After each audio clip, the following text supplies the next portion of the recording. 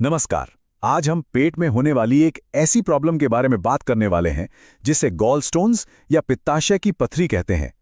ये काफी कॉमन है, लेकिन अक्सर लोग इसे तब तक नजरअंदाज करते रहते हैं जब तक कि सिचुएशन काफी सीरियस नहीं हो जाती। तो चलिए आज इस पूरी चीज को आसान भाषा में समझते हैं। तो हम इसे 5 हिस्सों में समझेंगे। सबसे पहले जानेंगे कि ये पित्त की थैली यानी गॉल ब्लैडर करता क्या है। फिर ये देखेंगे कि इसमें पथरी बनती कैसे है, इसके लक्षण क्या हैं और इलाज क्या है, और अगर इसे इग्नोर किया तो क्या खतरा हो सकता है, और आखिर में इसे निकलवाने के बाद लाइफ कैसी होती है। ठीक है, तो सबसे पहले एकदम बेसिक से शुरू करते हैं। ये समझना बहुत ज़रूरी है कि ये गॉल ब्लैडर, जिसे पित्ताशय भी कहते हैं, आखिर होता क्या है और हमारे शरीर में इसका रोल क्या है। तो सवाल ये है कि लिवर के ठीक नीचे छिपा हुआ ये छोटा सा अंग आखिर करता क्या है। मजे की बात यह है कि ये खुद कुछ खास बनाता नहीं है, पर इसका काम बहुत इंपॉर्टेंट है। देखिए, इसका काम बड़ा सीधा सा है। हमारा लिवर एक जूस बनाता है जिसे बाइल या पित्त कहते हैं। ये ऑयली या फैटी खाना पचाने के लिए जरूरी है। अब गॉल ब्लैडर का काम इस बाइल को बनाना नहीं, बल्कि सिर्फ एक छोटी सी थैली की तरह स्टोर करके रखना है। और जैसे ही हम कोई फैटी चीज खाते हैं, ये थैली सिकुड़ती है और उस जमा किए हुए बाइल को हमारी आंत में छोड़ देती है। बस इतना ही काम है इसका। लेकिन जब ये सिंपल सा सिस्टम गड़बड़ाता है, तब शुरू होती है असली प्रॉब्लम। चलिए देखते हैं कि कैसे ये छोटा सा मददगार अंग एक बड़ी मुसीबत बन जाता है। तो ये गॉलस्टोन या पित्ताशय की पथरी असल में है क्या?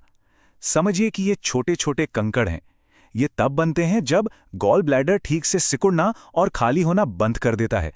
जब ऐसा होता है तो उसके अंदर जमा बाइल धीरे धीरे गाढ़ा होने लगता है और फिर उसी में मौजूद सॉल्ट्स आपस में जुड़कर पत्थर बन जाते हैं।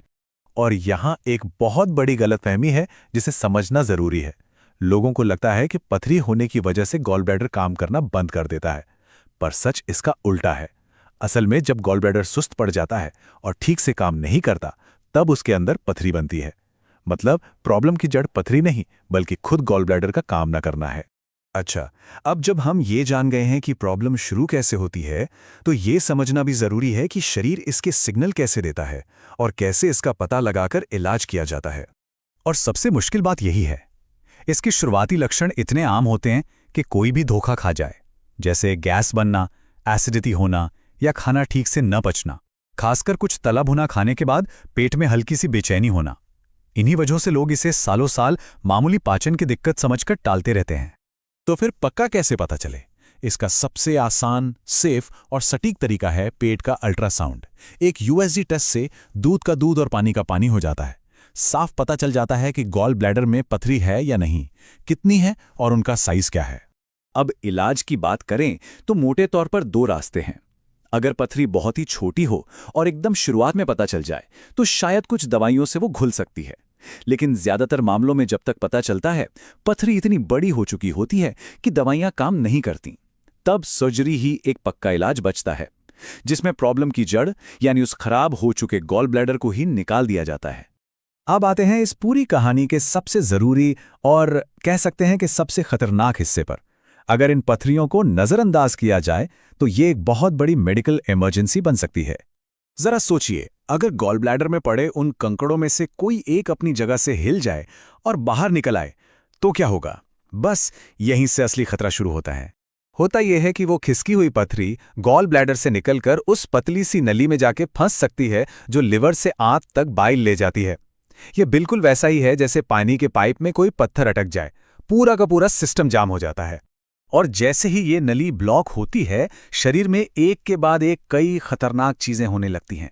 लिवर का काम ठप पड़ जाता है, जिससे पीलिया हो जाता है। लिवर के एंजाइम हजारों तक पहुंच जाते हैं। उस जगह पर बैक्टीरियल इन्फेक्शन और पस भरने का खतरा बढ़ जाता है। और अगर फौरन इलाज ना मिले तो ये लिवर फेलियर यहां तक कि मौत की वजह भी बन सकता है। ये कोई मजाक नहीं है। तो चलिए अब बात करते हैं इसके सल्यूशन की। मान लीजिए सर्जरी हुई और प्रॉब्लम की जड़ को हटा दिया गया, तो उसके बाद जिंदगी कैसी होती है? क्या सब नॉर्मल रहता है? तो सबसे अच्छी खबर यह है कि गॉल ब्लैडर के बिना एक बिल्कुल नॉर्मल और हेल्दी लाइफ जी जा सकती है। हमारा शरीर इतना स्मार्ट है कि वो इस बदलाव के हिसाब से खुद को एडजस्ट कर लेता है।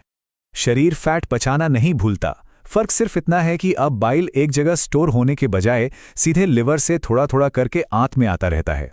इसका बस एक ही मतलब है कि एक ही बार में बहुत ज़्यादा हैवी और फैटी खाना खाने से बचना चाहिए, ताकि शरीर को उसे पचाने में मुश्किल ना हो। तो बात सीधी सी है, शरीर का ये छोटा सा अंग बहुत बड़ी बड़ी परेशानियां खड़ी कर सकता है।